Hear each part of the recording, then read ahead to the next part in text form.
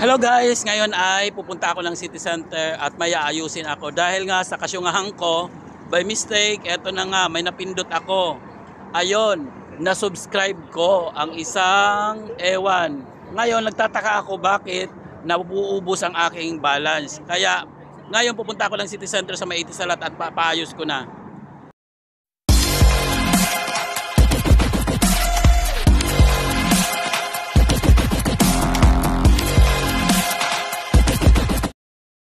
Ang Itisalat pala ay isang telecom service dito sa UAE. Para lang siyang Globe sa Pilipinas, Smart, mga TNT, ganon. Itong Itisalat ko, kung gaano ako katagal dito, magna 19 years na ako sa UAE, ganon din siya katagal. Kaya ayaw ko talaga na magka-problema itong aking Itisalat. Kaya kailangan ayusin ko talaga to. So ganito pala nangyari, first time kong mag-GCash online. Dahil nga bago, syusyunga-syunga, ngayon nag-send ako sa bangko. Siyempre manghihingi ng OTP. Ngayon si OTP ko, mali ang na-enter kong number. So ngayon, siyempre hindi siya magpuproceed.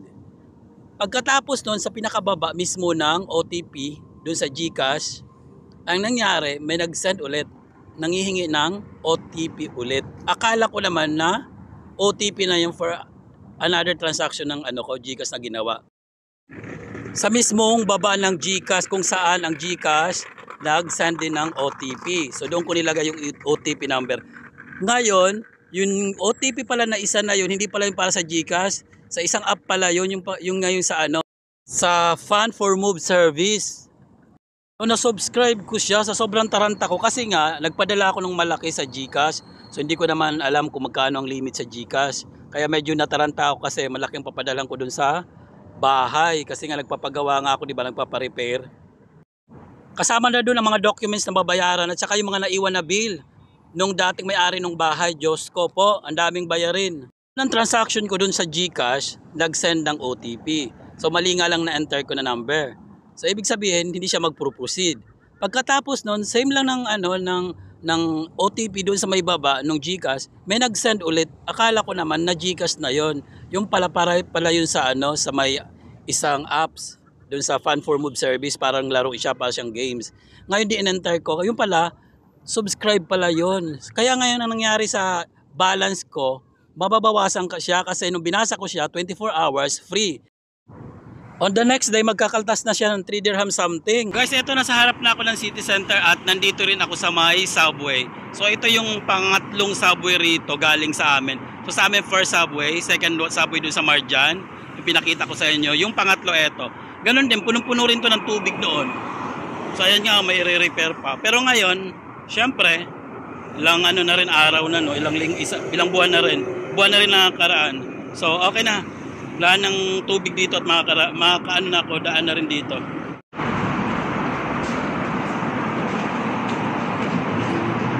So ayan guys, ang nangyari dito, ayan. So nawala ng ilaw, pinalitan niya ng ilaw at saka ayan, no? Parang nagkaroon ng lumot. So dahil nga yung tubig hanggang doon talaga. So yun pinalitan ng connection. So ayan na. So instead na dyan, dito na lang siya. Kasi nga as in talaga, sira talaga ang subway na yan.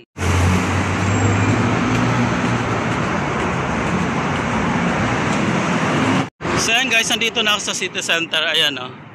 So nandito na ako sa may entrance. So tara, pasok na tayo. Nandito na ako sa may city center. So ayan, nandito na ako sa may Itisalat. So punta na tayo dito sa may Itisalat.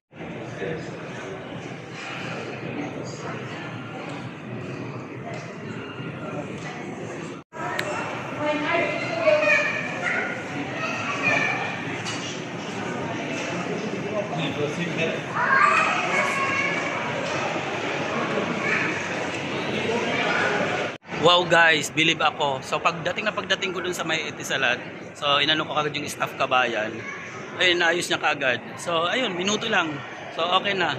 Na-subscribe na. Yun nga lang, nabawasan ako ng mga 9 dirhams or something. Malaki rin sana.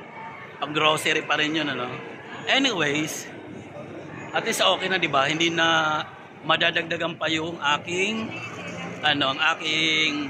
gastos diyan sa Itisalat na yan. O siya, sige.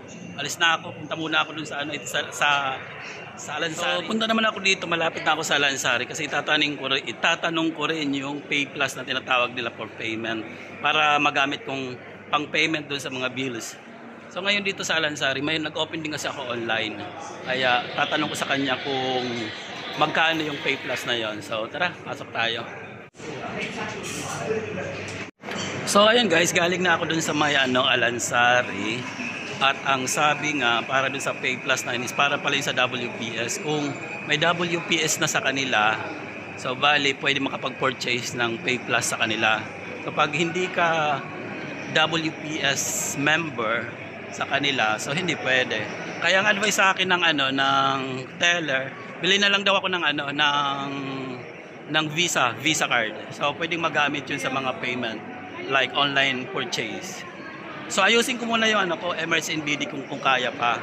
Kasi lagi ko na nakakalimutan yung password doon. Password at saka yung ang tawag doon.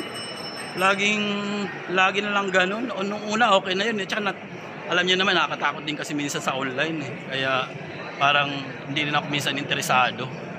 Ayun yung Visa card pala is 52 something. So kung hindi ko talaga maayos mamayang Emirates NBD ko, so yun na lang bilhin ko 52. Yun yung parang card payment 52.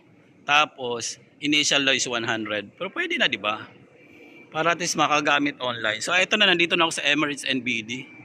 So ayan, nandito na ako sa Emirates NBD at pupunta ako dun sa may counter para magtanong at ipaayos ko tong online ulit. Kasi laging ang mali-mali.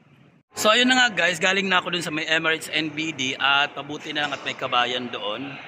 At isang Arabic na staff. So yung kabayan natin doon is Pilipina, babae. So yun nga, napagtanong ko sa kanya na nagka-problema nga yung online banking ko, kaya ipapa-reset ko kasi nakalimutan ko yung aking password. So ayun, nung na-reset na namin, so kinuha yung card number at saka yung date of birth.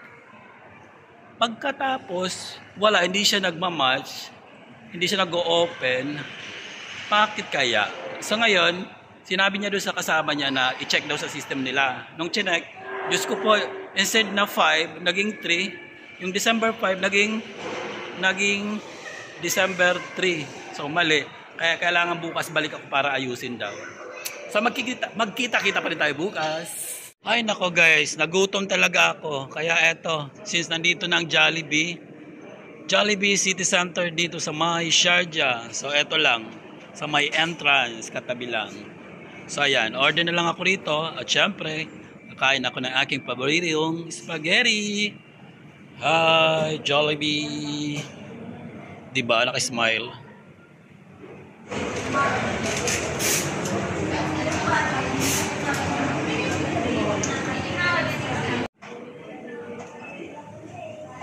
So ayan, hingi tayo. Ano tanong order? Order tayo rito.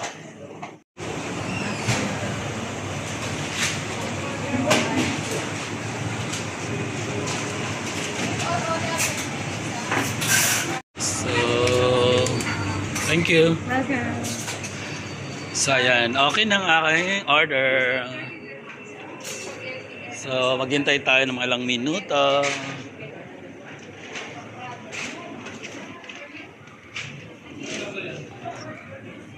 Saan tayo? Upo dito lang tayo at walang tao.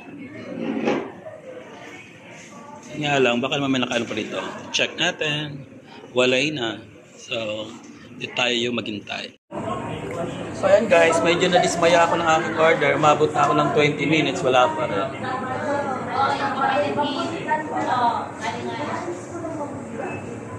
So hintay-hintay mula tayo at ito, makalam na yung tiyan ko. So, wala pa rin ang aking spaghetti. Ano pa, ilang minuto kaya tumakarating. At eto na nga, nakarating din ang aking order. Mukhang nasa ibang planeta pa yata galing to. At natagalan. So lumipad pa sa ibang planeta. Anyway, makakain na ako ng aking paboritong spaghetti. So ayan. So tara, kain na tayo. So ayan, eto na, parang sa Pilipinas lang, di ba? Spaghetti. Sarap, di ba? Ingit kayo, no? Tara, kain tayo.